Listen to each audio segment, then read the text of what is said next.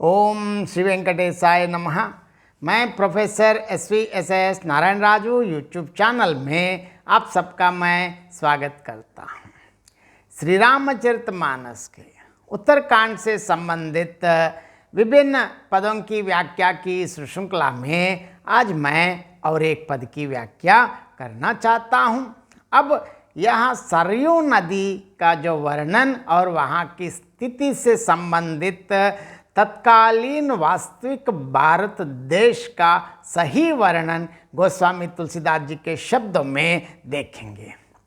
दूरी फराक रुचिर सो घाटा, जह जल पिवहि बाज गज ठाटा, पनिगट परम मनोहर नाना, तहाँ न पुरुष करहि स्नाना, राजघाट सब विधि सुंदर बर, मज्जहि तहाँ बरन चारिव नर, तीर तीर देवन्हि के मंदिर, चाहो दिस तिन्हि के उपवन सुंदर, कहूँ कहूँ सरिता तीर उदासी, बसहि ज्ञान रत मुनि सन्यासी, तीर तीर तुलसिका सुहाई, बूंद बूंद बहु मुनिन लगाई, पुर शोभा कछु बरन न जाई, बाहेर नगर परम रुचिराई, देखत पुरी अखिल अघ बाघा, बन उपवन बापिका तड़ागा, बाफी तड़ाग अनूप कूप मनोहरायत सोहहि, सोपान सुंदर नीर निर्मल देख सुर मुनि मोहहि, बहुरंग कंज अनेक कग कूजहि मदप गुंजारहि, आराम रम्य पिकादि कग रव जन पतिक हंकारहि, रमानाद जह राजा सोपुर बरनिक जाई, अनिमादिक सुख संपदा रही अवध सब छाई। देखिए अब सरोवर यहाँ सरयू नदी का वर्णन कर रहे हैं। सरयू नदी के आसपास में किस प्रकार हैं? दूरी फराक रुचिर सो घाटा, जहाँ जल पिवहि बाज गज ठाटा, पनिगट परम मनोहर नाना, तहाँ न पुरुष करहि स्नाना। अलग कुछ ही दूर पर वह सुंदर घाट हैं जहाँ घोड़ों और हाथियों के तट जल पिया करते हैं। देखिए नदी को कोई वहाँ खराब नहीं कर रही, एक अलग जगह रखा है, वहाँ घोड़ों और हाथियों को पानी पिलाने के लिए एक घाट रखे हैं।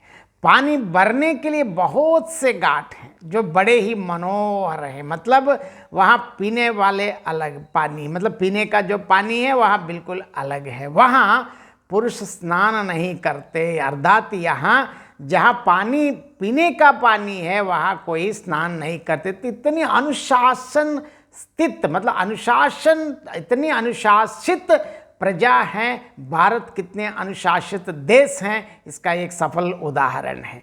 और आगे देखिए, राजघाट सब विधि सुंदर बर, मज्जहि तहाँ बरन चारिव नर, तीर तीर देवन्हि के मंदिर, चाहु दिस तिन्ह के उपवन सुंदर।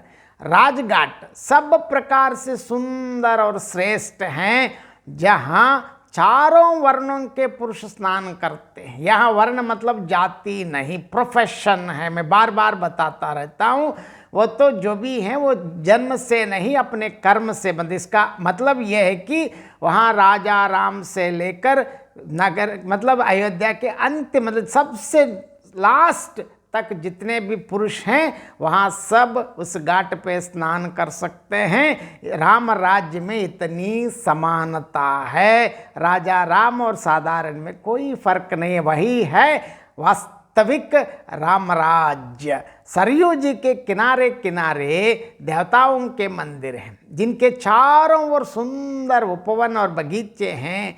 आगे देखिए, काहू काहू सरिता तीर उदासी, बसहि ज्ञान रत मुनि सन्यासी, तीर तीर तुलसी का सुहाई, बूंद बूंद बहु मुनिन है लगाई।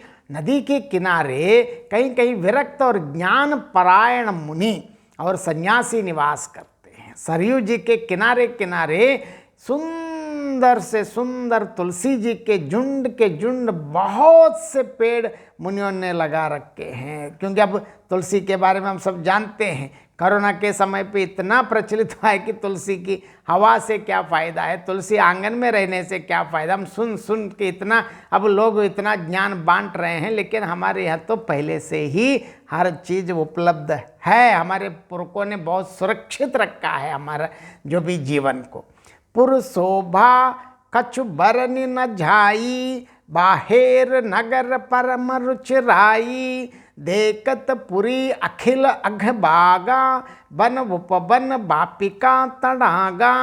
नगर की शोभा तो कुछ कही नहीं जाती है, नगर के बाहर भी परम सुंदरता है। श्री अयोध्यापुरी के दर्शन करते ही संपूर्ण पाप भाग जाते हैं। देखिए अब अयोध्या देखने से ही सभी पाप, इसके पहले क्या बात है, लेकिन अभी कुछ ही दिन में और सुंदर अयोध्या हमको देखने लायक अभी तैयारी में है।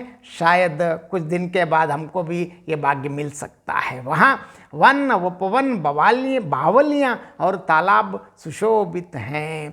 बापी तड़ाग अनूप कूप मनोहरायत सोहहि, सोपान सुंदर नीर निर्मल देखी सुर मुनि मोहहि। बहुरंग कंज अनेक खग कूजहि मदप गुंजारहि।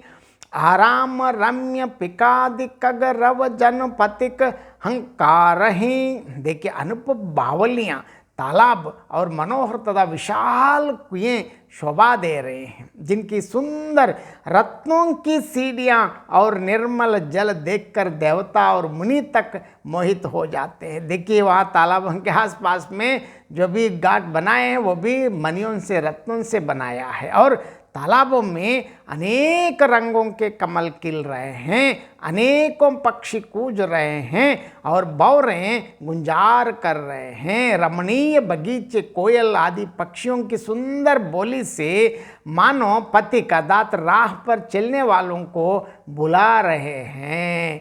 रमानाद जह राजा सोपुर बरन की झाई, अनिमादिक सुख संपदा रही अवध सब छाई।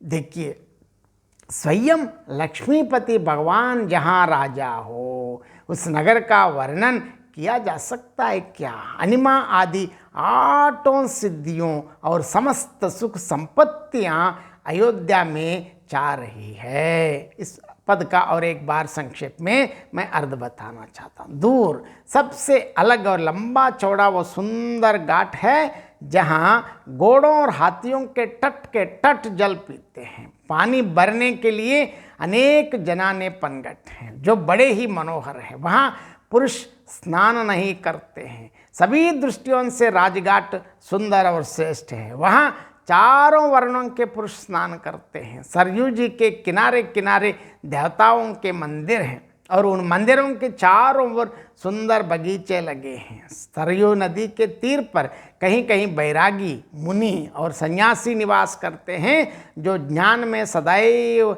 लगे रहे हैं। नदी के किनारे किनारे तुलसी जी के झुंड बहुत से सुंदर पेड़ मुनियों ने लगा रखे हैं। और अयोध्या की सुंदरता तो कुछ नहीं कही जाती है, क्योंकि नगर के बाहर भी वैसे ही परम सुंदर और बहुत रमणीय प्रदेश हैं जो अयोध्यापुरी के दर्शन से ही सभी पाप ताप भाग जाते हैं। वन उपवन बावलियाँ और तालाब सुशोभित हैं। अति सुंदर बावलियाँ, तालाब और मनोहर तथा विशाल कुएं शोभा बिखेर रहे हैं, जिनकी सुंदर सीढ़ियाँ और पवित्र जल देखकर देवता और मुनि तक भी मुग्ध हो जाते हैं। तालाबों में सरोवरों में रंग बिरंग के कमल खिल रहे हैं। अनेक पक्षी कलरव कर रहे हैं। और बौरें गुंजार कर रहे हैं। कोयल आदि पक्षियों की मधुर बोली से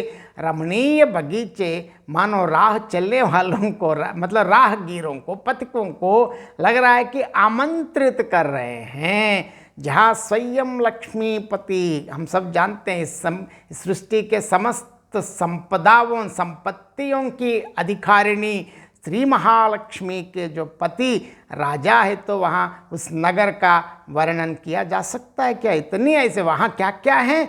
अणिमा आदि 8 सिद्धियाँ। देखिए वहाँ मैं और एक बार इस 8 सिद्धियों के बारे में बताना चाहता हूँ। अणिमा अत्यंत सूक्ष्म रूप धारण कर लेना, महिमा विशाल रूप धारण करना, गरिमा बहुत भारी बन जाना, लघिमा बहुत हल्का बन जाना, प्राप्ति इच्छानुसार चाहे जिस स्थान पर पहुंच जाना, प्राकाम्य इच्छित वस्तु प्राप्त कर लेना, ईशत्व प्रभुता प्राप्त कर लेना, वशित्व मीन्स जिसको चाहे अपने वश में कर लेना। इन 8 सिद्धियों और समस्त सुख संपदाएं अयोध्या में छा रही है। बहुत बहुत धन्यवाद। जय श्रीमन नारायण।